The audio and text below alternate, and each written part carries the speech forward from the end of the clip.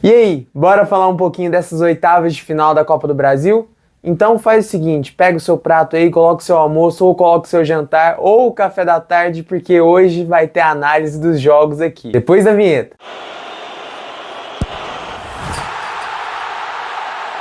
Vou focar principalmente nos jogos que aconteceram na quarta-feira, tá bom? Então vamos começar por Bahia e Botafogo. Bahia e Botafogo, a gente não pode deixar de analisar que, infelizmente, a expulsão no começo do jogo, ela influenciou diretamente o decorrer dele inteirinho. Eu entendo que atingiu, sim, o rosto do jogador do Bahia, mas, pra mim, isso não configura agressão em lugar nenhum. É só a gente se perguntar, talvez se fosse outro lugar, se fosse em outro país, essa falta seria marcada? Claro que seria marcada, óbvio.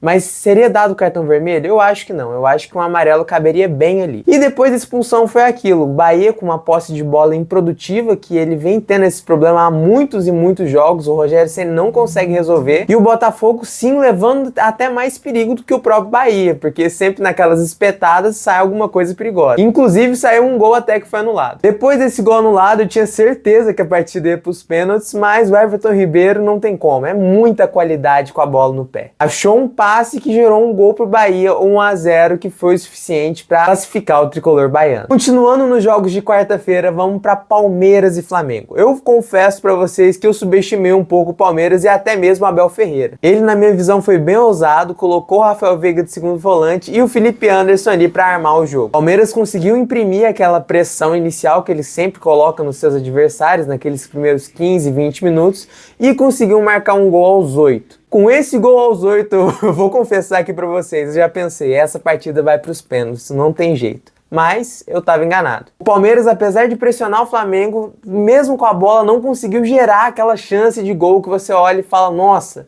esse time merecia ter vencido o jogo. Ainda mais juntando com o primeiro jogo, que foi aquela covardia do Abel Ferreira de basicamente não sair pro jogo no Maracanã, o Palmeiras não mereceu avançar, essa é a verdade. Mas também não vou passar pano pro senhor Tite não, porque o que o senhor Tite fez no Allianz Parque ontem é de uma vergonha impressionante. Um time como é o do Flamengo, com o orçamento do Flamengo, com o faturamento do Flamengo, com os jogadores do Flamengo, não pode de jeito nenhum se portar do jeito que portou ontem. Aceitou a pressão do Palmeiras e não só aceitou a pressão do Palmeiras, fez cera nos primeiros minutos de jogo. E isso eu tenho certeza que o torcedor rubro-negro não gosta. O torcedor rubro-negro é aquele torcedor acostumado, inclusive, a ver o time marcar mais gols, a ver o time fazer um e querer fazer outro. E no final foi isso. O Palmeiras teve a bola, não conseguiu ser contundente, acabou 1-0 e Flamengo classificado. Agora vamos pro último jogo da noite, que foi Grêmio e Corinthians, lá no Couto Pereira. O jogo foi bem ruim tecnicamente, novamente repetindo o primeiro jogo,